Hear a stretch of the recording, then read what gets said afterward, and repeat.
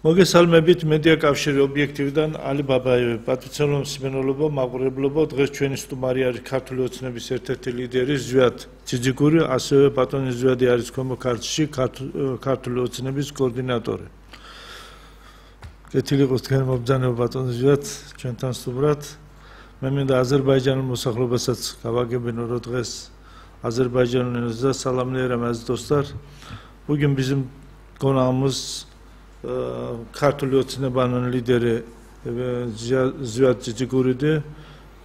Siz hürmetli Ziyad Ciciguri'ye telefonla zenginleyebilirsiniz. Bize de suallarınızı verebilirsiniz. 2-388-105'e.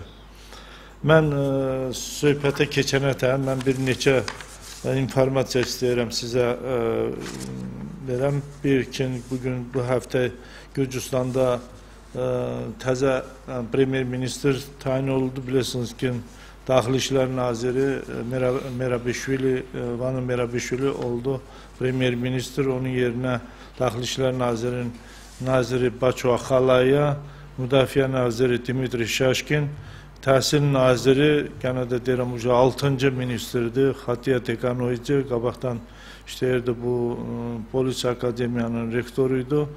Ondan sonra Qaçqınların Ministri Lali Xomeriki və təzə nazirlik yarandı. Hardakı işlə təmin olmaq naziri, hansı ki Bağdat Trabaycı bu vəzifəyə götürdü. Ondan sonra hökumətdə çox böyük dəyişiklik gedir. Siz bilirsiniz ki, seçkidən qabağı hökumətin təzə taktikası yaranıb. Bu taktikayı da biz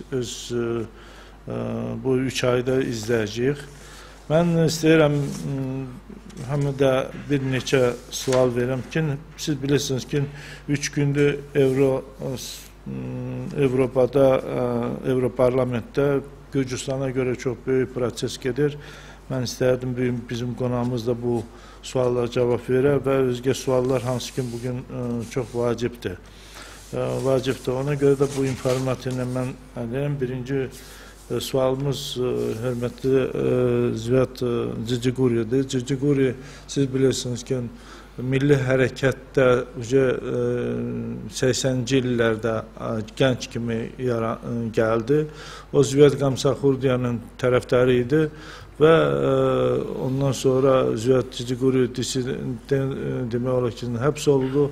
Həbsdən sonra Milli Hərəkəti də aktiv iştirak edir. Konservatoriya Partiyasının lideridir və bu siz bilirsiniz 2007-ci ilin noyabr hadisələrində ən belə aktivlərdən biriydi. Ondan sonra da Ciciguri həmişə öz prinsipli mövqeyini izah edirdi və bu yaxınlarda deyirəm ki, 6 ay, 7 ay bundan qabaq siyasata Bicina Ivanishvili gələndən sonra Ciciguri bu koalisiyanın da bir lider kimi orada qəbul oldu. Və əlbəttə ki, ən çətin region Kömə Kartli, Borçalı regionu bu adam öz başına götürdü və dedi ki, belə getmək olmaz, Gürcüstanda yaşayan Azərbaycanına gərək inteqrasiya ola Gürcü cəmiyyətinə və onun bugünkü görüşünün də səbəbi odur ki, bir neçə Azərbaycan mass mediasında belə böyükdən demək olar, informasiya olar ki, Ziyad Ciciguri nasyonalisti, bu nasyonalist sözü insanlar hamısı bir cürə başa düşmür. Əlbəttə ki, insan gərək öz millətini sevə, öz vətənini sevə. Bu adamda var. Ona görə də bugünkü bizim dəvətimizin də səbəbi odur ki, Azərbaycan mass mediasında gedən suallara cavab versin.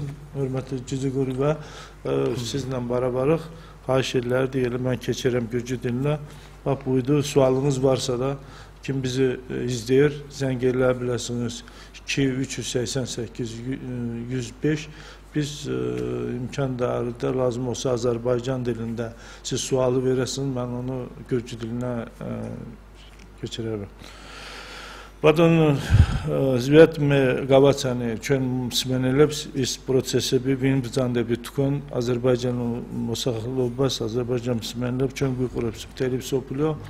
მე მინდა კიდე აღვნიშნო ის, რომ მადლობა გადაუხადა ობიექტივის ხელმძღვანელობას, რომ მოგცეს საშუალება ყოველ კვირას 55 წუთი ჩვენ აზერბაიჯანულ და ქართულ ენაზე მიყვავს და ვაცნობიერებთ ჩვენ ხალხს, რომ იქ პროცესები რა პროცესებით მიმდინარეობს საქართველოში. ამიტომ ბოლო დროს თქვენი ღვაწლი, თქვენი საქმიანობის შესახებ მე მგონი დიდად შეიძლება ვილაპარაკოთ ის თქვენ რომ სახალხო მოძრაობაში ჯერ ახალგაზრდა ადამიანი დადექით ზვიად გამსახურდია კოსტავას და ისეთი ლიდერების გვერდზე, რომლების შემდეგ თქვენ დაპატიმრებული ყავთ როგორც პოლიტიკური და შემდეგში თქვენ აქტიურობა ყოველთვის იყო სახალხო მოძრაობაში. 2007 წლიდან თქვენ აქტიურობთ უკვე როგორც გაერთიანებული ოპოზიციის ერთ-ერთი ლიდერი და ამ თქვენთან ერთად ის პროცესებში ჩვენც ვესწრებოდით და რა თქმა უნდა მე მიტყვი ჩვენ მაყურებელს ამ ბოლო დროს აზერბაიჯანულ მასმედიაში ხელისუფლების დაკვეთით იყო რამოდენიმე ისეთი ანტი ძიძიგურის კამპანიის წინააღმდეგ მე ამიტომაც დიდი მადლობას მოგიხდით რომ თქვენ დღეს ჩვენ მაყურებელს ჩვენ მოსახლეობას თქვენი მიდგომა, თქვენი აზრი გამოხატოთ ამ საქმესთან დაკავშირებით. პირველი, მოდი სანამ საკითხზე გადავალთ, მოდი კითხვებით გთხოვთ გავგვაცნოთ თქვენი გეგმა და როგორ მიმდინარეობს გეგმა საარჩევნო კამპანიის პროცესები როგორ მიმდინარეობს. დიდი მადლობა ალი, მე მინდა ჩვენ ტელემაყურებელს თუ რადიო მსმენელს უთხრა რომ მე ალიბაბაებს დიდი ხანია ძალიან ვიცნობ, მაგრამ ჟურნალისტის ამპლუაში დღეს პირველად ხედავ და ძალიან სასიამოვნოა ასეთი ტიპის გადაცემა რო არის. მეც მინდა შეუერთე ამ მადლობას და ვთქვა რომ უნიშნელოვანესი არის რომ სწორედ აზერბაიჯანულ ენაზე, სომხურ ენაზეც აუცილებელია რომ მიეწოდოს ჩვენს მოქალაქეებს ის ამბები, რაც ხდება საქართველოში, ინფორმაციულ ვაკუუმში იმყოფებიან საკმაოდ სოლიდური ნაწილი ჩვენი მოქალაქეებისა, ჩვენი მოსახლეობისა, განსაკუთრებით ქვემო ქართლში, განსაკუთრებით სამცხე-ჯავახეთში მიმაჩნია, რომ ეს არის ხარვეზი სერიოზული და ერთგვარად ამ ხარვეზის ამოვსებას ეს ყველაფერი ხელს უწყობს.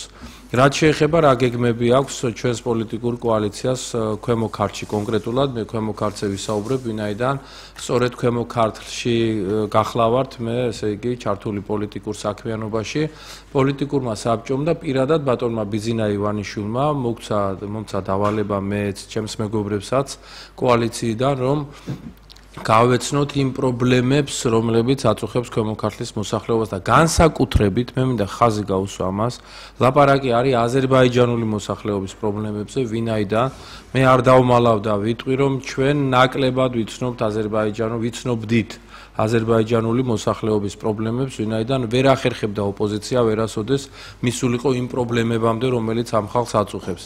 არასწორად არის გავრცელებული მოსაზრება საქართველოს მთელს მოსახლეობაში, რომ აზერბაიჯანელები ცხოვრობენ კარგ, მდიდარ, ნაყოფიერ მიწებზე და ისინი კარგად ცხოვრობენ.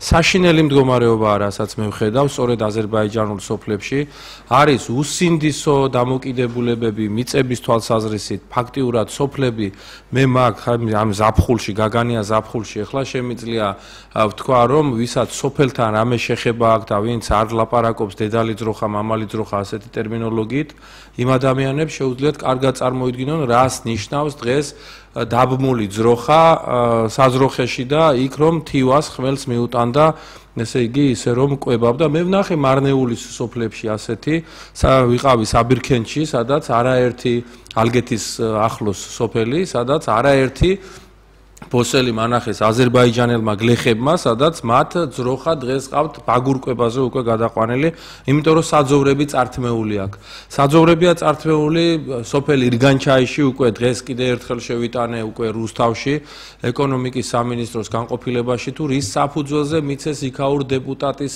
ოჯახის წევრებს ოქრიაშვილის ოჯახის წევრებს ათასობით ჰექტარი მიწა მაშინ როდესაც სოფლებს არა აქვს მიწა თვითონ იმისათვის მარტო ირგანჩაი კი არა დმანისის იცით თითქმის 30-40% ყველაზე ბატონო ალი, ყველაზე უნდა ამოვიღოთ ინფორმაციები, ეს ინფორმაციები უნდა გავხადოთ საჯარო, უნდა მივაწოდოთ ქართულ საზოგადოებას, რომ დეპუტატები, საკრებულოს თავმჯდომარეები, გამგებლები, ადგილობრივი ხელისუფლების წარმომადგენლები ჩაგრავენ ქვემო ქართლის სოფლებს, ჩაგრავენ განსაკუთრებით აზერბაიჯანულ მოსახლეობას, ვინაიდან ენობრივი ბარიერი, რომელიც არსებობს, ეს ენობრივი ბარიერი არის პირველ რიგში სწორედ აზერბაიჯანული მოსახლეობის დამაზარალებელი, ისინი ხშირ შემთხვევაში ვერც გებულობენ, ისე ართმევენ ხოლმე იმ თავის მაცოცხლებელ მიწას. სარწყავ წყალზე კი არ არის ლაპარაკი, სასმელ წყალზეა ბევრ სოფელში ლაპარაკი, საუბარია იმაზე, რომ 21 საუკუნეში სასმელ წყალზეა საუბარი და ჩვენ ვართ ამ პრობლემების აღრიცხვით დაკავებულები ეხლა და რატომ ვართ ამ პრობლემებით დაკავებული? იმიტომ რომ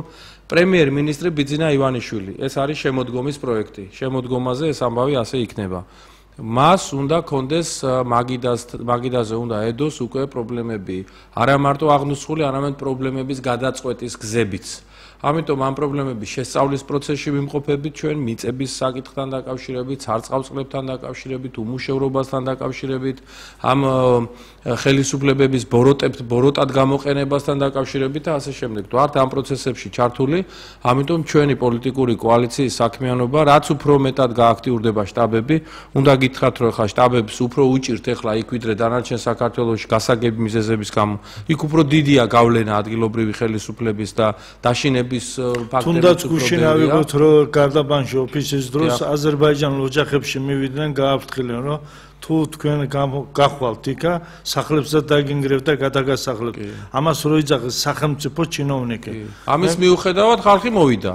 და ერთი რაც შემიძლია აღვნიშნო, ხა მე 2008 წელიც მახსოვს კარგად, 2007-იც, როცა არჩევნები იყო, 2006-იც გაცილებით აქტიურად არიან ადამიანები და ძალიან დიდი იმედი აქვთ ბიძინა ივანიშვილის, ეს შემიძლია აქაც ხაზგასმით თქვა, რომ მათ აქვთ გაუჩნდათ მომავლის იმედი. მათ გაუჩნდათ იმედი, რომ გამოჩნდა პოლიტიკური ძალა, რომელსაც უკვე სააკაშვილის ხელისუფლებისგან განსხვავებით ტყუილებით კი არ იკვებება, არამედ მას აქვს რეალური შესაძლებლობა და რეალური ძალა აქვს იმისი, რომ სამართლიანობა აღადგინოს ამ რეგიონში. მე არ მინახავს არსად დაჩაგრული ადამიანი იმდენი ერთდროულად ისე უსინდისოდ დაჩაგრული, როგორც მე ვსახე ქვემო ქართლში და ჯერ ეს დამთავრებული არ მაქვს. მე ჯერ პრობლემების 1%-საც არა ვარ გაცნობილი, ძალიან ცოტა ინფორმაცია მაქვს იმასთან შედარებით, რაც რეალობაში ხდება. მიუხედავად იმისა, რომ დღე და ღამე გასწორებული გვაქვს და ვმუშაობთ, მე ვფიქრობ, რომ მაგას ძალიან ბევრი ადამიანის ჩართვა დაჭირდება, რომ ეს პრობლემები კიდევაც შევისწავლოთ და კიდევაც მოვაგვაროთ. მე მგონი არის ძალა, რომელიც იქ ადგილზეც ბატონო ზვიად, მე მგონი თქვენ ამ ადამიანებს იცნობთ და შემდეგ და ალი თქვენ როგორ ეხლა აზერბაიჯანულად აი ჩვენ რასაც ვლაპარაკობთ ეს მე შეგიძლიათ თქვენ რომ თქვა კი თქვენი აზრებს მე ბოლოს 10 წუთში გამოვხატავ იქნება იმიტომ რომ მე ვფიქრობ რომ აზრები გამოვხატოთ თორე ისე გამოდის რომ მე პერიოდი უნდა გავუკეთო მაგრამ მთლიანად აზრი გამოვხატო აზერბაიჯანულ ენაზე კი ბატონი პრეზიდენტი ამას წინებში გამოსვლაზე აღნიშნა პოლიცია ყველანაირი პოლიტიკური შეხედულების ადამიანი ერთნაირად უნდა იცავდეს აი ამას ქვემო ქართლში თქვენ ხედავთ ბატონო რას იცავდა პოლიციით აშინებენ ეხლა ესეთი ამბავი მოხდა იმისათვის რომ არის ოპოზიციონერი ერთ-ერთ ჩვენ აქტივისტს მიუგზავნეს ნიღბიანი ხალხი დასაშინებლად შემდეგ შევიტანეთ პოლიციაში საჩივარი და პოლიციამ დაუწყო თვითონ ამ ჩვენიანს ესე იგი იმ ნიღბიანების ძებნა კი არ დაიწყო. დაიწყო ამ ჩვენი აქტივისტის დაშინება, მისი ესე იგი ამას გიზამთ, იმას გიზამთ, მაგრამ რეალურად ეხლა დღეს ის გავაკეთეთ, რომ იმ პოლიციაში თვითონ გამომძიებლები, თვითონ პოლიციის უფროსი სხვები გვემალებიან უკვე ჩვენ. ამიტომ დაშინებაზე ჩემო კარგო ალი და მე მინდა ჩვენმა ტელემაყურებელმაც და იმანაც იცოდეს. ნებისმიერ დაშინებაზე ეხლაც დამირეკეს მარნეულიდან რაღაც ფაქტს აქვს დაშინების ადგილი. ქრისტესიაშვილი ყავთ ესეთი მაგათ კოდაში ვიღაც ზონდერების უფროსი. ეს კაცი დადის და მარნეულში ცდილობს ვიღაცების შეშინებას, რაც მე მითხრეს ახლა ახალი ამბავია, ამას მოგახსენებთ და უკვე დავიწყეთ ამასთან დაკავშირებითაც რეაგირება.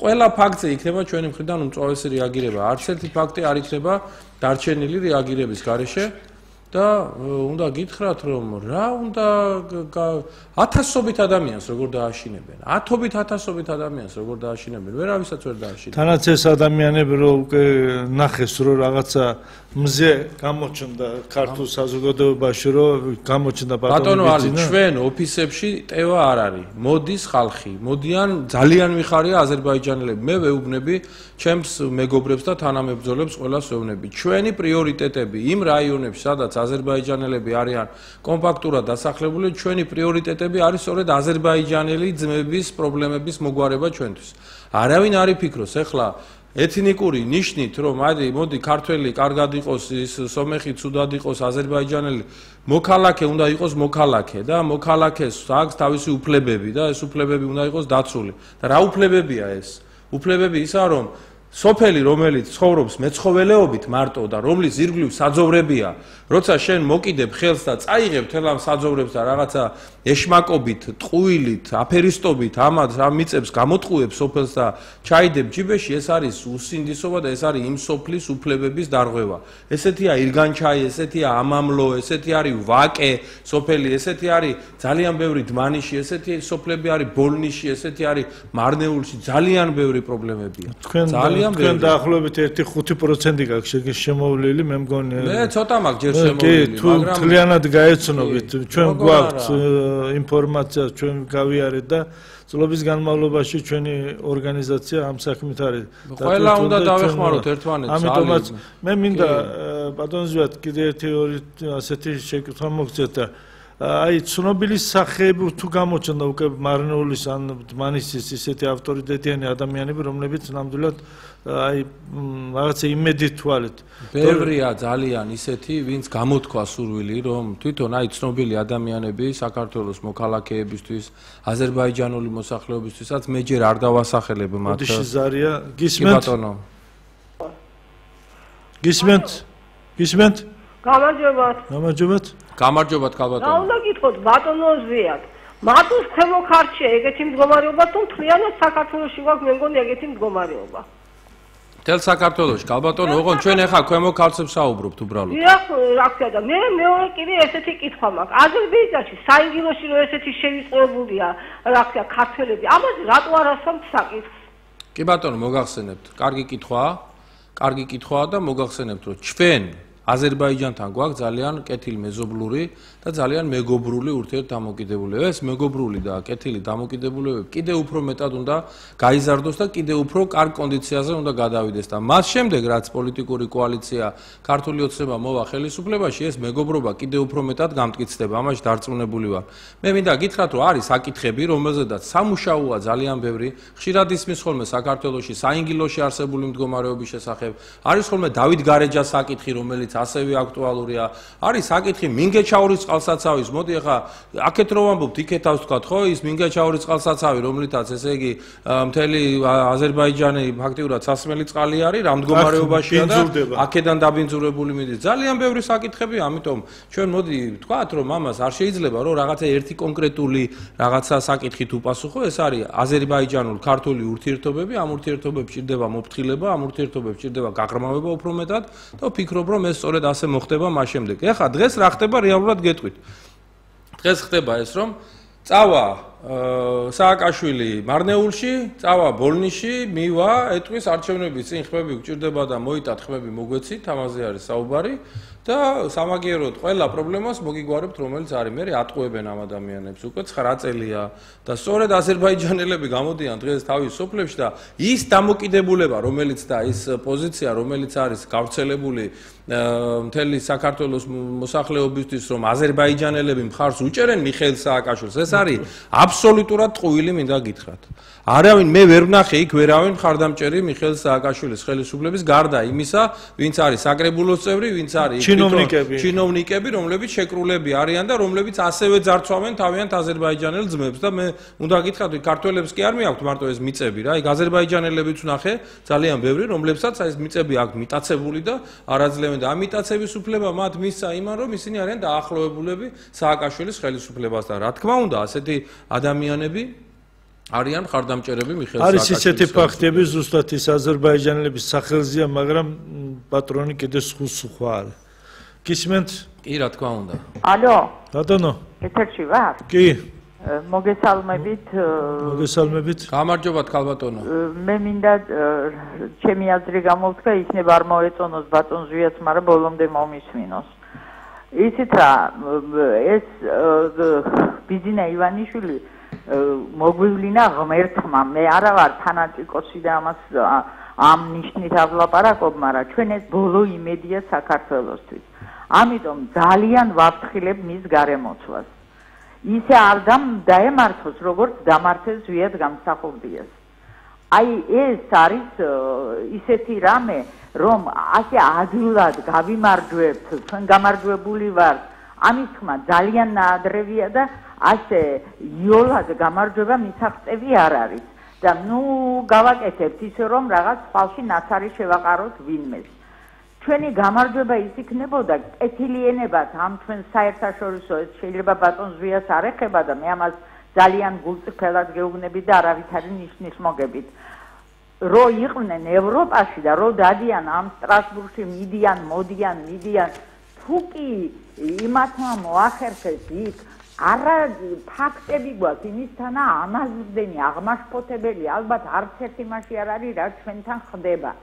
ეს ფაქტები ნუ თუ ვერ მიიტანეს იქიდან ქინახიდაშვილმა იგივე უსუფაშვილმა იგივე ის რო არის წულუკიანი და რომ მოდიან და გვეუბნებიან ჩვენ ამას შევხვდით ის გავაკეთეთ ის აი შედეგი ნუ თუ ლანდსბერგისთან მოლაპარაკება არ შეიძლებოდა და ამის ახსნა არ შეიძლებოდა ეს ამას უნდა ტვინი ამას უნდა საერთაშორისო გამოცდილება რომელიც ძალიან დიდ ბოდის გიხდით, მაგრამ ძალიან ბევრს არა აქვს თქვენთან. თქვენ ბატონო ზვია თქვენ თავზე ნუ მიიღებთ.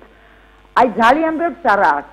ხიდაშელი აფრიალებდა იმას. მე ნინო ბურჯანაძის გვერდით არ დავდგები. ნინო ბურჯანაძე გვერდით თუ არ დადგება, ნინო ბურჯანაძე არის საერთაშორისო საქმის სპეციალისტი და ყველაზე კარგად შეიძლებოდა მისი ასე ვთქვათ გამოყენება. ისე გააკეთეთ თქვენ ბატონო ზვიადი და თქვენ გილიკოვდით ნინო ბურჯანაძეზე. არ არის მე ნინო ბურჯანაძეს სულებით ამჭირდება დღეს, მაგრამ როცა ჭირდება ქვეყანა. ჩვენ ის უნდა გამოვიყენოთ, ტერიც გამოვიყენოთ, ვინც არის, იმიტომ რომ მადლობთ ქალბატონო. არ შეიძლება. ამიტომ ძალიან გთხოვთ, აი ეს ცოტა სხვანაირად, ცოტა ვარდისფერი სათვალით მოუყურებთ სიტუაციას. არ არის ასე სიტუაცია ხალხში, არ არის ასე თქვენ რო გონიათ, ისე არ არის. იქ კი ტაშს უკრავენ. თქვენ გახსოვთ ზვიად გამსახურდიას რამდენი ხალხი უკრავდა ტაშს, მაგრამ მე რამდენი დაუპირისპირდა. მადლობთ ქალბატონო. გავიგე, ქალბატონმა მითხრა რომ ბოლომდე მომისმინეთო, შეიძლება არ მოგეწონოთ რასაც ვიტყვით. ახლა თქვენ მომისმინეთ ქალბატონო ბოლომდე, შეიძლება თქვენ არ მოგეწონოთ რასაც მე გეტყვით. საერთაშორისო მიმართულებით მიდის ძალიან სერიოზული მუშაობა და მე არ მახსოვს ზვიად გამსახურდიას შემდეგ და ეროვნული მოძრაობის შემდეგ ზვიად მოусმინოთ კიდე ერთი ზარია და კი ბატონო ოღონდ ეტყობა უნდა ჩავიწერო მე ესე იგი ბევრი საკითხი აღნიშნა ქალბატონმა და თუ არ შეწუხდებით გამარჯობათ ბატონო გამარჯობათ ბატონებო გამარჯობათ ჩემო კარგო მე მინდა თქვენ დაგისვათ ორივეს შეკითხვა. აი გუშინ გაჟღერდა ესეთი რაღაცა რომ საქართველოს მოქალაქეებს აზერბაიჯანული წარმოშობის მოქალაქეებს რომლებიც მიდიან ან საშოვარზე ან სხვა რაიმე საკითხზე აზერბაიჯანში მათ არ აძლევენ მოქალაქეობას როდესაც ან სამუშაოს უფლებას და ასე შემდეგ, როდესაც ისინი ითხოვენ და ეს გადის ათეულობით წლები, ეს დღეს არ დაწყებულა, როგორც მოგიხსენებათ, კაიხანია უკვე დაწყებულია, როცა ათეულ წლებზეა საუბარი და ყველანაირად ჩაგრავენ ჩვენ მოქალაქეებს აზერბაიჯანში. და აი ამაზე რაღაც ხმა უნდა ამოიღოს, როგორც ეგრეთ წოდებულმა ოპოზიციამ, რაც გინდა დაარქვით, ისევე ხელისუფლებამ და მადლობთ, გასაგებია. ქართული აზერბაიჯანელები ასე ვთქვათ. დიდი მადლობა ამ შეკითხვისთვის. მე მინდა მოგცეთ ასეთი ინფორმაცია, რომ ამ საქმესთან დაკავშირებით ჩვენ როგორც არასამთავრობო ორგანიზაცია საქართველოს ჩემი სამშობლოა დიდი ხანია ამ საქმესთან ვართ დაკავებული. აზერბაიჯანი იცით რომ ძალიან სერიოზული მასშია გეოპოლიტიკური პროცესია ჩართული იქ ურთიერთობა სასომხეთთან, ურთიერთობა ირანთან და რუსეთთან, ამიტომ ის მიგრაციის სამსახური ძალიან არის გაძლიერებული, მოქალაქეებს, რომლებიც ერთი თვე შეუძლია აზერბაიჯანში იმყოფოს, არავით არის პრობლემა არ არის, 3 თვის თუ ვინმე უნდა, ის უნდა რეგისტრირებული იყოს რომელიღაც სადღაც მისამართით. ამიტომ ეს ძალიან სერიოზულად არის დარღვეული აზერბაიჯანში, ადამიანები, რომლებიც წლების განმავლობაში ცხოვრობენ და არ არიან არცად რეგისტრირებული, ამას წინააღმდეგ არის მიღებული ზუსტად ის ზომები, რომელიც თქვენ ჩამოთვალეთ. თუ სამსახურში მოწყობა უნდა იმ ფირმამ, იმ ორგანიზაციამ ვალდებულება უნდა იყოს სახელმწიფოს წინაშე, რომ ეს ადამიანი იქ იმუშავებს და იქ იქნება. კარგით. მე ესე იგი, აი, ალი მოპასუხა, მეც ვეთანხმები, რასაც ბატონი ალი ბრძანებს, მე უბრალოდ გავაგრძელებ ქალბატონის კითხვას, რომელმაც თქვა რომ კარგადო არ არისო საქმეო და ასე იოლად ნუ ლაპარაკობთ, მე გეტყვით რომ ძალიან კარგად არის საქმე. როგორც საერთაშორისო მიმართულებით მუშაობის კუთხით და იგივე თინა ხიდაშელი და დათო უსუფაშვილი ძალიან ბევრს აკეთებენ. არის პრაქტიკულად გარღვევა, შემიძლია გითხრათ საერთაშორისო ფრონტზე. ის რომ დებატები გაიმართა ახლა ევროსაბჭოში, თქვენი გამკვირვებია ქალბატონო რუსთავი 2-ის პროპაგანდაზე წამოგებულს გავხართ ახლა თქვენი პოზიციით, რასაც ლაპარაკობთ. რუსთავი 2-მა აჩვენა მხოლოდ ის ნაწილი იმ დებატების, რომელიც მათ აძლევდათ ხელს, თორე სინამდვილეში იქ სრულიად სხვაგვარად იდგა საკითხი, იქ საკითხი იდგა და იყო დებატები საქართველოში დემოკრატიის არსებობა, არარსებობის შესახებ და ძალიან ახლა ლანდსბერგის რაც შეეხება კიდე გეტყვით ახლა. ბალტიის ქვეყნებს აქვთ თავისი დამოკიდებულება. მათ აწყობთ საქართველოში ისეთი ხელისუფალი, რომელიც იქნება ისეთ დაპირისპირებაში რუსეთთან, როგორშიც არის დღეს სააკაშვილი. იმათ მე მიმღვრიე წყალში თავისი თევზები ყავთ დასაჭერი და თავისი ეროვნული ინტერესიდან გამოდიან, როცა ამას აკეთებენ და ლანდსბერგის ის გადარწმუნება აქედან გამომდინარე, ეს არის სრულიად უშედეგო საკითხი და საერთოდ უნდა ვიცოდეთ ჩვენ ერთი რამ, ჩვენ უნდა ვისწავლოთ ჩვენი ინტერესების დაცვა რა არის და ჩვენი ინტერესები როგორ არის უფრო მნიშვნელოვანი და კარგი. ამიტომაც იცოდეთ რომ საერთაშორისო მიმართულებითაც, ხალხის მხარდაჭერის თვალსაზრისითაც, ორგანიზების თვალსაზრისით ისიც რომ ჩვენ ახლა ქვემო ქალზე ვსაუბრობთ აქ მე და ალი ვზივართ და ქვემო ქალზე ამხელა ყურადღებაა მიქცეული, ამხელა ყურადღებაა მიქცეული სამცხე ჯავახეზე, ესეც სწორედ იმას მეტყველებს რომ ჩვენ ძალზე სერიოზულად ვემზადებით ამ ხელისუფლების შესაცვლელად და მომავალი პრემიერ-მინისტრი ამ ქვეყანას გამოიყვანს იმ ჩიხიდან, რომელიც ჩიხშიც ვიმყოფებით. მადლობთ, გისმენთ, ხაზზე ხართ? აიტიშა? აიტიშა. მე მგონი ჩვენ როგორ არის, როცა დარეკავს, ესე იგი, მაშინ ვაცალოთ უნდა კითხვის დასმა, ხო? ესეთი ფორმატი არის. როცა ნატურა აინთება, მაშინ რეკავენ. ესე იგი, მაშინ გავჩერდები მე და მე კითხვას მოусვენ და მე დავილაპარაკო. ბატონო, მე მინდა არ შევეხო იმ საკითხს, რომელიც ამ ბოლო დროს აზერბაიჯანის მასმედიაში საუბრობდნენ თქვენ შესახებ, ზოგადად არის ნაციონალისტი, რადგან ამჯერად ის რეგიონის უწევს კოორდინაციას. მე მაინტერესებდა ამ საკითხთან დაკავშირებით ამ ორი მხარეს აზერბაიჯანის საზოგადოებაში ეს ჭორი და იქ იქნება ხელისუფლების გაგორებული ეს პროპაგანდა, რომ თქვენ უპასუხოთ თქვენი აზრი ამ ხალხის მიმართ, მე მგონი პასუხი გაეცით უფრო წინა მე გეტყვით ახლა გავრცელდა ჩემზე ესეთი ჭორი რომ მე თვითონ ვიყავი რაღაც ქვემო ქართლში და რაღაცა ექსტრემისტულ საქმიანობით ვიყავი დაკავებული აზერბაიჯანელების წინააღმდეგ ლაპარაკია 88-99 წლებზე. ეხლა ვინც ამას ლაპარაკობს, იმას საერთოდ აზზე არაა და წარმოდგენა არ აქვს, სუიაძიძიგური ან რას აკეთებდა, ან როგორ იყო, მე მაშინ ვიყავი 23-24 წლის და ვიყავი იმერეთში და ვიყავი სამტრედიაში.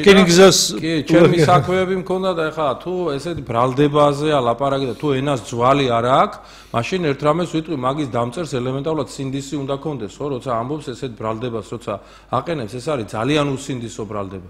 რაც შეეხება იმას, რომ ახლა მე ზვიად გამსახურდიას ხელისუფლებაში ვიყავი, დიახ, ზვიად გამსახურდიას ხელისუფლებას ხარი დაუჭირა საქართველოს მოსახლეობის 96%-მა რეფერენდუმის დროს და აზერბაიჯანის მოსახლეობამ დაუჭირა ზვიად გამსახურდიას პირველ რიგში მხარ და როგორ გამოდის აბა ეხლა ვერ გავიგეთ.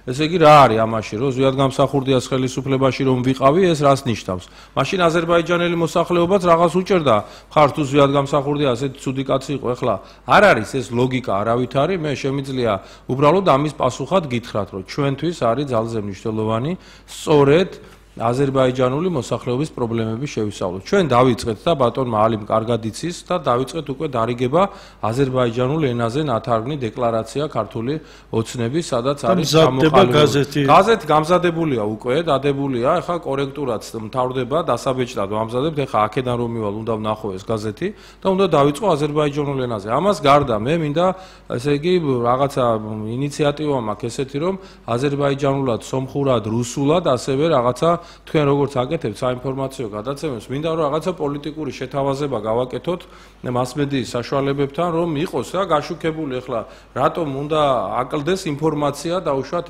და უნდა გითხრათ ახლა ირგანჩაის მოსახლეობას. აი ეს არის დმანისის ყველაზე მაღალმთიანი სოფელი. საზღვარია იმ საზღვართან ესეთი რამ ხდება კაცო, გადმოდიან მესაზღვრეები იქედან, სომეხი მესაზღვრეები ხან ცხენს ტაცებენ ამ ხალხს, ხან ძროხას ტაცებენ, ხან რაღაცა სრული უყურადღებობაა თავიდან ბოლომდე. ამ ირგანჩაიში უკვე რამდენიმეჯერ ვიყავით ასულები და აქ არის მთავარი ეს მიწების პრობლემა, მაგრამ ისინი აქვთ თეფშები აქვთ და მაესტროს უყურებენ. მაესტროს რო უყურებენ და თავის სოფელი ნახეს ერთხელ, ორჯერ, სამჯერ რო სიუჟეტები გავიდა, რაღაცა ის ხალხი გამოცოცხლდა, მათ იგრძნეს რომ მარტო არ არიან. მათ იგრძნეს რომ შეიძლება იყოს ხარდაჭერა სერიოზული და გაყოჩაღებულები არიან უფრო. ეს არის გასაკეთებელი რომ ყველა სოფელმა, ყველა კუთხემ, ყველა მხარემ უნდა იგრძნოს რომ ისინი მარტო არ არიან. გისმენთ? ეთერში ხართ? წითელი არ უნდა აინთოს? თუ ლურჯი? ბატონოვალი გამარჯობა. გაგიმარჯოს. ბატონოვალი გამარჯობა. მოგესალმებით, გაგიმარჯოს.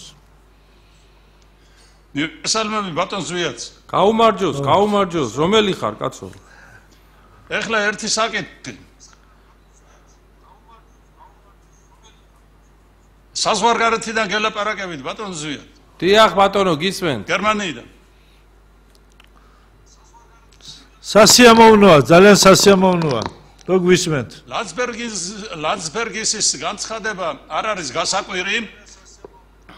ლანცბერგის განცხადება არ არის გასაკვირი, იმიტომ რომ რუსეთი მიაჩნიათ მათ თავით მარადიულ მტრად და ვინც რუსეთის სასარგებლოდ ენას დაასველებს, ამ შემთხვევაში და ვინც გალანძღავს რუსეთს, ამ შემთხვევაში ხელისუფლებას გულისხმობ დღევანდელ ხელისუფლებას საქართველოსი, ეს ინფორმაცია, რომელიც მათ მიაწოდეს, რუსეთის ფული აქვსო ივანიშვილს და ამიტომ რუსულ პოლიტიკას გაატარებსო.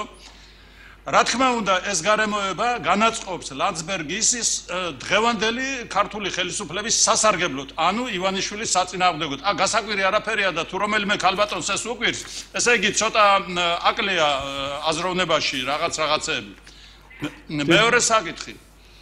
რაც შეეხება აზერბაიჯანელების დამოკიდებულებას ივანიშვილის მიმართ, ივანიშვილი მთელი საქართველოს აღორძინებაზე ფიქრობს და არა მარტო ქართველების კეთილდღეობაზე. აქედან გამომდინარე, პრობლემა მოხსნილია სომხურ და აზერბაიჯანულ მოსახლეობაში ზუსტად ეკონომიკური მდგომარეობიდან გამომდინარე და ყველა იმ უპირატესობიდან, რაც შეიქმნება ივანიშვილის ხელისუფლებაში მოსვლის შემთხვევაში, ცხადია რომ მაგენმა უნდა დაუჭირონ მხარი ივანიშვილს და თქვენს კოალიციას. გმადლობთ. მადლობთ, მე მგონი ძალიან სასიამოვნო კარგი ანალიზი გააკეთა ბატონმა. მე მინდა დავამატო ისიც, რომ ბატონი ბიზნეს ინიციატივით შეიქმნა ქართული ოცნებაში ეროვნული სახლი, სადაც დაახლოებით 14 ეროვნების წარმომადგენლები არიან.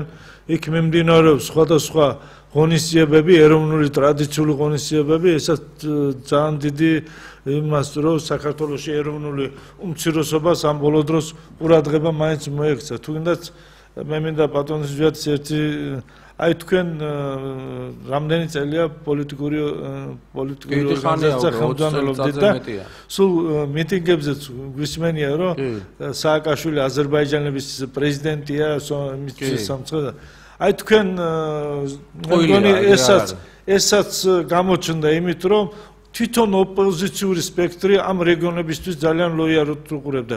აი ამასთან დაკავშირებით როგორ მართალი ბრძანდებით ჩვენ ახლა მე გეტყვით რა მოხდა რა. მარნეულიდან წამოიღო სააკაშვილმა 100% 2008 წლის არჩევნები რო იყო საპრეზიდენტო. მაგრამ მარნეულიდან ხმა კი არ მიუციათ მარნეული. ყალბი ოქმები წამოიღო. საქმე ამაშია. არავითარი აზერბაიჯანელი მოსახლეობის ხარდაჭერა სააკაშვილს მაშინაც არ ქონია. არ ქონია უბრალოდ ჩვენი სისუსტე იყო ის რომ ჩვენ ვერ ვაკონტროლებთ. ზეგი ოპოზიციის სისუსტე იყო ხელისუფლების გაღალბების ტექნოლოგია კარგად იცის. ეხლა ბატონო ალი და მე მინდა მსმენელები ვინც არიან ჩვენ ვაგროვებთ დაახლოებით 1000 კაცს რომელსაც ქვემო ქართლში წავიყვანთ იქ არის რთული რეგიონები მე გეტყვით ახლა მე ხო კონსერვატიული პარტიიდან კომისიის წევრი ყავდა ხოლმე იმაში კომისიებში მე ვერ ვიღებდი პასუხისმგებლობას ჩემივე კონსერვატორ კომისიის წევრზე რომელიც იყო მაგალითად რომელში გითხრა ალგეთში რა ხო ვერ ვიღებდი იმას მოისყიდიდნენ შეაშინებდნენ გადაიბირებდნენ რა შვებოდნენ ვერ ვაკეთებდით ამას ვერ ვიცავდით იმ ადამიანებს რა არ ქონდათ იმათ განცდა რომ არჩევნები დამთავრდება და მერე ჩვენ ესე იგი მომავალი პრობლემებისგან დავიცავთ ამიტომ არის ძალიან რთული უბნები ამ თვალსაზრისით დაცულობის თვალსაზრისით და ჩვენ გვჭირდება ხალხი რომელიც უსასყიდლოდ მოხალისეებად წამოვლენ იმისათვის რომ არჩევნები გადაარჩინონ გაყალბებას ანუ თავისი შვილების მომავალს დაუჭირონ მხარი ასეთი ადამიანები 1000 კაცი გვჭირდება ქვემო ქართლში მე ახლა ჯერ ვამბობ ისე უბრალოდ მოთელვით ამ თემას ჩვენ უმოკლეს ხანში ამაზე უკვე განცხადებას გავაკეთებთ და უკვე ამაზე მომზადებას დავიწყებთ ამ ხალხს დატრეინინგება ჭირდება იქ წაყვანა ჭირდება შემდეგ ადგილობრივ მთავარია ნდობის ფაქტი იმიტომ რომ შემოგზავნილი ხალხით ადგილობრივებთან ერთად აქ თბილისიდან კი არ ჩავადა ხა მარნეულში თბილისი კი არ ჩაატარებს არჩევნებს მივეხმარებით იქ ხალხო ვერავინ ვერაფერი ვერ გააყალბოს ხალხო რა არ შეიძლება ერთი ის გავაკეთოთ ეს საერთაშორისო ორგანიზაციები ძალიან ბევრს ლაპარაკობენ დემოკრატიაზე ყველა აპირებს ყველასთან ყველა იყოს იქა ბოლომდე ისე კი არა რომ ექსკურსია გააკეთოთ რა თქმა უნდა გარწმუნებთ რომ ყველაზე მეტი იქნება ქვემო ქართლში საერთაშორისო დამკვირვებელი ჩემი აქტიურობა იქნება და მთლიანად კოალიციასაც აქვს იგივე პოზიცია რომ ჟურნალისტების ძალიან დიდი ნაკადი იყოს იქ სწორედ იმ უბნებში და სწორედ იმ ადგილებში საერთოდ ხელისუფლებას სინამდვილეში რა ხდება იცით სოფელი არის მიტოვებული 100 კაცი ცხოვრობს ზამთარში არ არის ეხლა ივსება ის სოფლები ძირითადად ჩამოდის ის ხალხი ზოგი ბაქოშია ზოგი თურქეთშია ზოგი რუსეთშია ჩამოდიან ეხლა ზაფხულში ესე იგი როგორც ქართული სოფლები მიტოვებული სოფლები ივსება ხოლმე ზაფხულში ისე არის ეხლა ის აზერბაიჯანული სოფლები ესე ივსება ხოლმე ზაფხულობით ზამთარში და არჩევნები როცა არის 100 კაცი რომ ცხოვრობს იმ სოფელში მოაქვთ 1500 კაციანი ოქმი ესე არის ეს მითი მე შექმნილი რომ აზერბაიჯანელები უჭერენ ხარს მიხეილ სააკაშვილს არავინ არ უჭერს მაგათ უკვე ეცინებათ აზერბაიჯანელებ იმას რა ქვია გლეხებსაც მუშებსაც ინტელიგენციის წარმომადგენელსაც ჩავა ნოვრუზ ბაირამზე ესე იგი იქ ატეხავს ერთ ამბავს რომ არიქა ახლა მე თქვენ გარეშე სიცოცხლე არ შემიძლია იტყვის და მე всё რა არჩევნების დროს მიდის რომ მოამტყუოს ეს ხალხი იმისთვის კიდე ერთხელ ეხლა ეუბნებიან სოფლებში დადიან აი მიწებს არ დაგიკანონებთ თუ არ დაგვიჭერთ ხარს იქ არის ლაპარაკი ჩვენ ახლა თვითონ აზერბაიჯანელებმა გვითხრეს რომ ესე იგი ყურანზე დადიან და ცდილობენ რომ დააფიცონ რომ ხმას ჩვენ მოგცემთ და ისე გაუჭirdათ ეხლა რომ უკვე არიან უკვე ამ რაღაც მეთოდებზე გადასული მაგრამ განწყობა გარწმუნებთ რა ხა თქვენს დამეთანხმებით იმიტომ რომ ეხლა ყოველდღიური კავშირი გაქვთ იმ რეგიონთან და იმ ხალხთან ხო განწყობა არის კარდინალურად შეცვლილი გაცილებით უფრო იმედიანად არიან დღეს მას შემდეგ რაც ბიძინა ივანიშვილი გამოჩნდა ვიდრე აქამდე იყო მაგრამ ჩვენ ერთ რამეს ვაცხადებთ აზერბაიჯანული მოსახლეობა იქნება სომეხი ეთნიკურად მოსახლეობა იქნება ვინმე სხვა ბერძენი იქნება თუ ის იქნება არ გავაყალბებინებთ არსად რა დავიცავთ ხმებს უნდა დაცვა მეტი არაფერი არ არის საჭირო გარწმუნებთ რომ იგივე მარნეულშიც ბოლნიშიც დმანიშიც და ყველგან არის გარდაბანშიც და ყველგან არის მოგება შესაძლებელი ამდენი ლაპარაკის მერე ერთხელ გვეყრსოს საქართველოს მართლა ის სამართლიანი არჩევა მე მინდა დავბრუნდე სტრასბურგს კი ბატონო და იმიტომ რომ ეს ესეთი აქტუალური თემა გახდა რომ ბოლოს ესე იგი ჩვენ როგორც აღნიშნეთ რუსთავი 2 და იმედი ისე აქვეყნებს თითქმის იქ ბატონი ივანიშვილი არის რუსეთის გაზპრომის რაღაცა წილები და მე ერთი რაღაცა მაინტერესებს ეს კაცი ამდენი წლის განმავლობაში საქართველოში ამდენი ფული ჩადო ამდენი საქველმოქმედო ახლა გახდა ეს ახლა გახდა რუსეთის ფული ანდა ნუ თუ ის ევროპელი ბატონები რო არიან რომ მოდიან აქა და გაყალბებული არჩევნებას რო ობიექტურ იმას უძახიან და ეგენი კარგად არიციან, ესე იგი საქართველოში რუსეთს რამდენი ინვესტიცია აქვს ჩადებული და ელმაღამშენებელი ხალხიდან დაწყებული ოქრო და მთელი საბადოები ეს ვისი ხელშია და ვინ არის.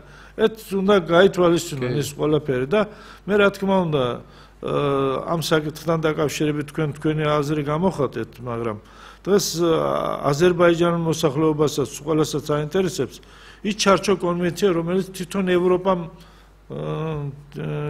რატიფიკაცია გაუკეთა და საქართველოს პარლამენტმა 2005 წელს მიიღო ჩარჩო კონვენცია ეროვნულ უმცირესობებთან დაკავშირებით. საინტერესოა ეს საერთაშორისო ორგანიზაციები რომ მოდიან ან არიან აქა არ ხედავენ აი ეს თქვენ რასაც იძახით. ეხლა მე რომ ვიძახდი მთელი 10-15 წლის განმავლობაში ირღანჩაიში ოქრიაშვილები, ხუციშვილები და კიდე სხვების გვარებსაც ჩამოვთვლი რომ პრივატიზირებული აქვს ან ბოლნიში ან მარნეულში. ბეჟურაშვილიც ქიტიშვილი დაუმატეთ მაქსიას. ბეჟურაშვილი თეთრიწყაროში და ქიტიშვილი წალკაში. წალკიდან მოვდივარ, სადაც განცხადება გააკეთა ოცნების წარმომადგენელმა აიკ მელტონიანმა და თქვა რომ ქიტიშვილს აქვს იქ მიწებთან დაკავშირებით ესე მონოპოლია გამოცხადებული. გარდაბანი აღვიქვით, გარდაბანში აი სულ რაღაცა პატარა, ესე იგი ნაზარლო ქოსალოს მოსახლეობას ჰქონდა რაღაცა მიწის ნაკვეთები, ჩამოართვა და სიმონიშვილმა იყიდა სოფლის მეურნეობის მინისტრმა, კი და ეხლა გუბერნატორი იყო ბოლოს, გურია ხო შეისყიდა. ეხლა მარნეული შეისყიდა, ეხლა უკვე ნაზარლო და ქოსალოში გადავიდა და ხევიაშვილი გინდა, კიდე იქ სვანური მაფია, რომელიც ჯანდარას ესე იგი მიწები აქვს ათვისებული. ამ ხალხს აი აქვს ეგეთი ისა, რომ აი ივანიშვილი რო გახდება პრემიერ-მინისტრი, ეს ხელისუფლება რო შეიცვლება. ეს მიწები კიდე მაგათ საკუთრებაზე იქნება? აი ამას საინტერესებს, აი თქვენი აზრი რა თქმა უნდა. ეს არის ძალზე გრძნობიარე საკითხი მოსახლეობისთვის თლიანად. ამიტომ ვამბობთ ჩვენ ალი რომ ეს არის შესასწავლი საკითხები ყველა. აბსოლუტურად ეხლა მაგალითად ოქრიაშვილის მამას გიორგი ოქრიაშვილს 3000 ჰექტარზე მეტი აქვს მარტო ირგანჩაი ამამლო ტყისპირში, სამ სოფელში აქვს 3000. მარნეულში რამდენი აქვს, კიდე სხვაგან რამდენი აქვს, ამებსაც ამოვიღებთ სულ ყველაფერს და ამას. საკუთრებაში აქვს გაფორმებული. ანუ გაფორმებულია უკვე, დამტკიცებული აქვს თავის თავზე. ეხლა ეს რამდენად კანონიერად აქვს მას გაკეთებული, რამდენად ესე იგი გადაწყვეტილებები იყო სწორი, ეს ყველაფერი იურიდიული თემებია, იურიდიული და სამართლებრივი. მაშინ ეს ხელისუფლება რომ მოვიდა აბანოებს რო დააწერნეს ხელით განცხადებები რომ ჩუქნის სახელმწიფოს მიწებზე ეს აი დღეს მარტო მე ეხლა თუ გინდა ბატონი ბიძინა ივანიშვილი თვითონ თქვენ რო იყავით იორმუღალოში ის გლეხებს რო შეხვდით გამოსული ის მოხნეს და მიყიდეს ირანელებს ამ და სათიჭალო მუღალოში და სხვა ადგილებში რომ ეს ბურები რო ჩამოასახლეს და იმასთვის ეს ხალხი რომელიც წლების განმავლობაში მეურნეობები იყო, კოლმეურნეობები იყო ესენი წვალობდნენ, ამით ცხოვრობდნენ და ამ ხალხს რო უსამართლოდ რო წაართვეს არ უნდა შერჩეს მე ასე ვფიქრობ მაგრამ აქ არის მოდი ჩვენ ვთქვათ ახლა აქ უნდა წარმოვიდგინოთ ესე საერთოდ სოფელი როდესაც არის და სოფლის ირგვლივ არის საძოვრები ეს კანონითაც და ყველაფერი ყველა ლოგიკითაც ეკუთვნის ამ სოფელს. როდესაც ეს ყველაფერი აქ მითვისებული ვიღაცას ეს დეპუტატი იქნება, დეპუტატის მამა იქნება, გამგებელი იქნება, გამგებლის ცოლის ძმა იქნება თუ ასე შემდეგ, ეს ყველაფერი რა თქმა უნდა ძალიან სერიოზული გამოძიების საგანია და აქ მარტო ის არ არის რომ მარტო მიწები დაუბრუნდება ხალხს აქ შეიძლება ვიღაცების პასუხისმგებლობების საკითხი დადგეს.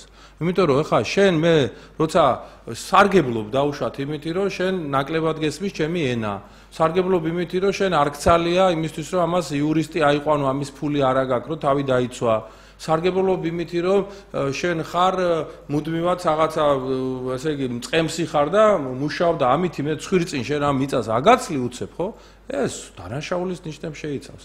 ამიტომ ეს არის თემები, რომელიც არის შესასწავლი, რომელიც უნდა დაიდოს, ყველაფერი აბსოლუტურად, უნდა დაიდოს და პრემიერ-მინისტრი შემდეგ აღმასრულებელი ხელისუფლება, ბიძინა ივანიშვილის ხელისუფლება და ქართული ოცნება, პოლიტიკური კოალიცია ამ საკითხებს განიხილავს ყველაფერს. სამართლიანობა უნდა აღდგეს, როგორ შეიძლება შეიძლება რომ ესე იგი ლაპარაკი იყოს სოფელში ცხოვრობდა და მიწა არა გაქვს. სოფელში ცხოვრობდე, არაფერი მეტი არ მო, კარტოფილიც კი არ მოდის ხალხო იმთიან სოფელში რა. მარტო მეცხოველეობა, მეტი არაფერი არ არის.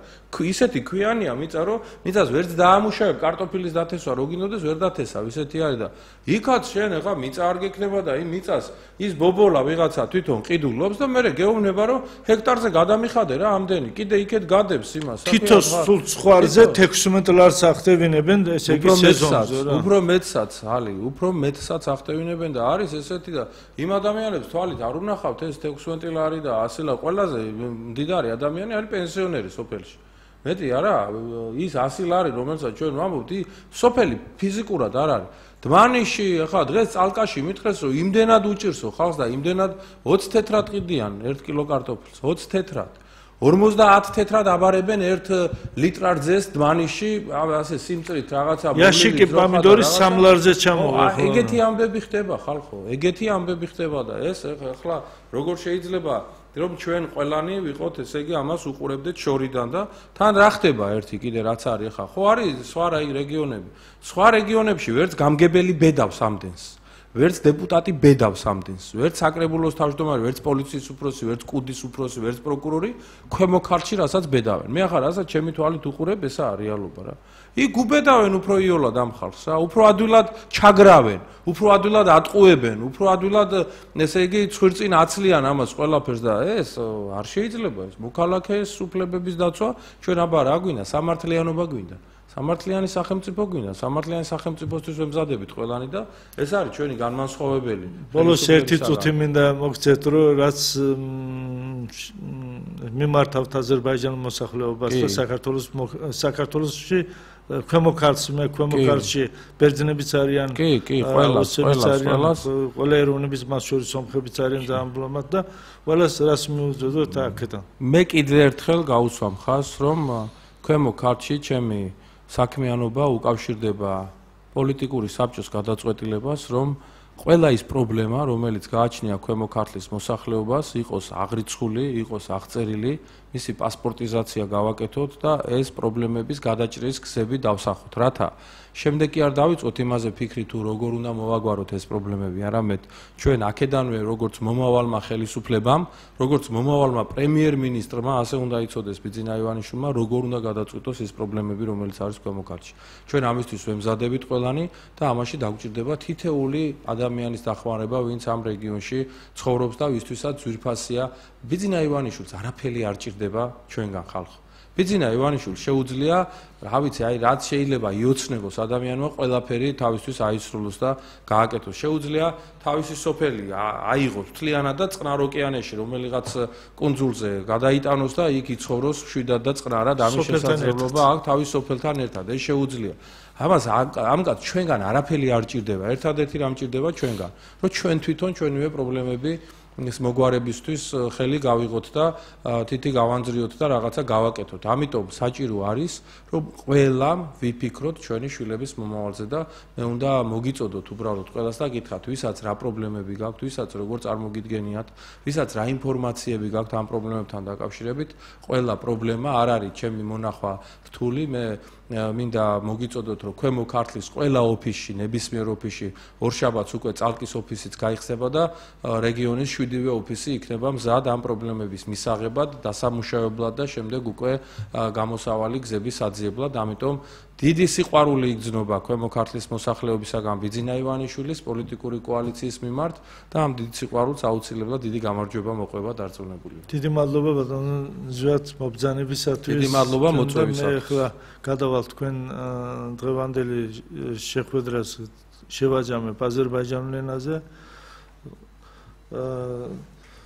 Az dostlar, mən biləsi bugün çox belə maraqlı keçdi bizim hörmətli Ziyad Ciciguri ilə görüşdük. Necə bilirsiniz ki, Ziyad Ciciguri Kartolyotsnebanın koordinatorudur Borçalı zonasında. Bu adam bütün kəndləri gəzdi, gəzir 5% gəzib hələlik və əlbəttə ki, seçkiyə tam bu fikirdir ki, bütün kəndləri özü gəzə, orada olan problemaları orada xalqla görüşə və o problemaların ətrafında hörmətli Bicinə İvanişviliyə informasiya verə.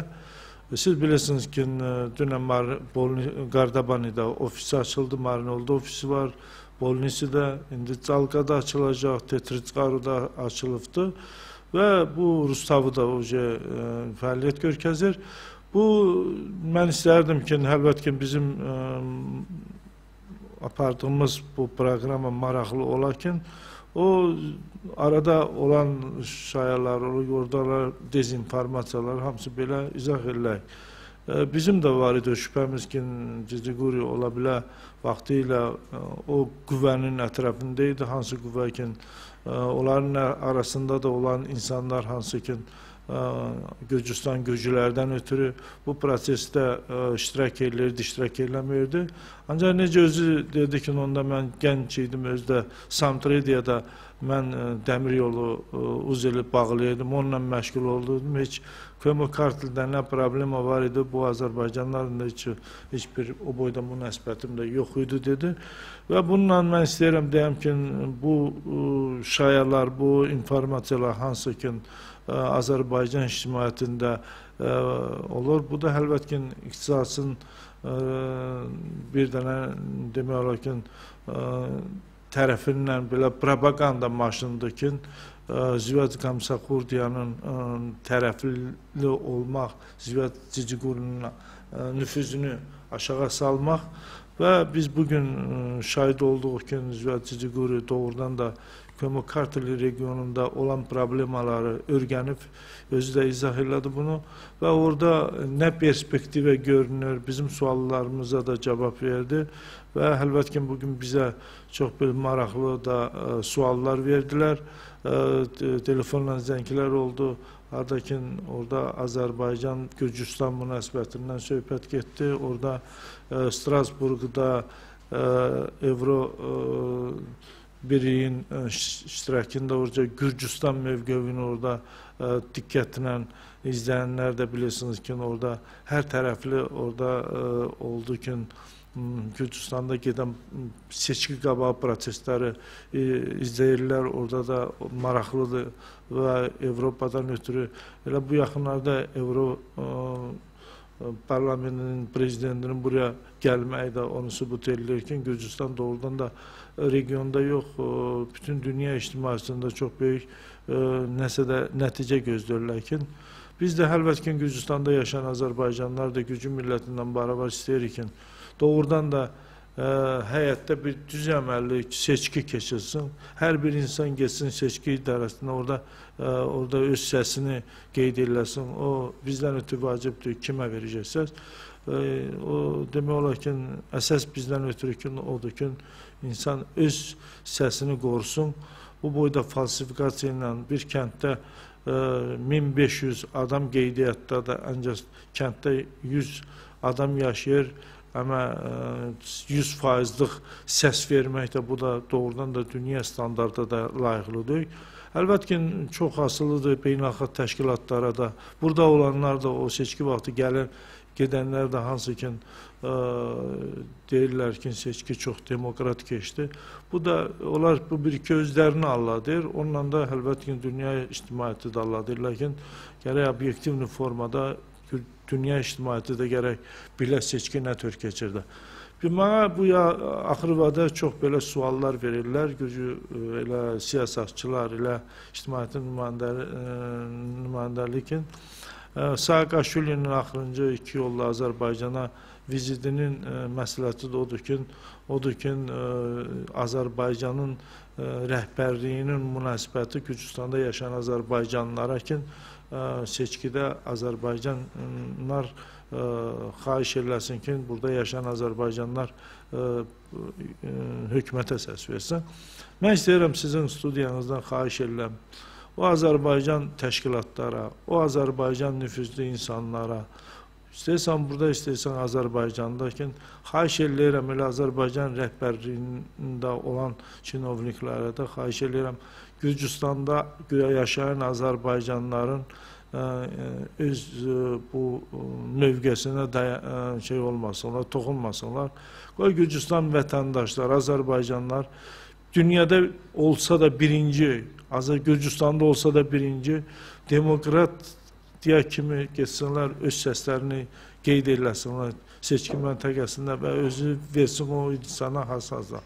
Oradan buradan gəlib agitasiya keçmək dövrü yoxdur. Onun üçün bu gələcək millətin fəaliyyətinədir. Bu gələcək millətin insan hüquqları və onların gələcəyindən ötürdür. Və bununla mən öz verişimi qutarıram. Xahiş edirəm gələn verişlərdə bizim də çox maraqlı qonaqlarımız olacaq. Gələn verişlər üçün sağ olun.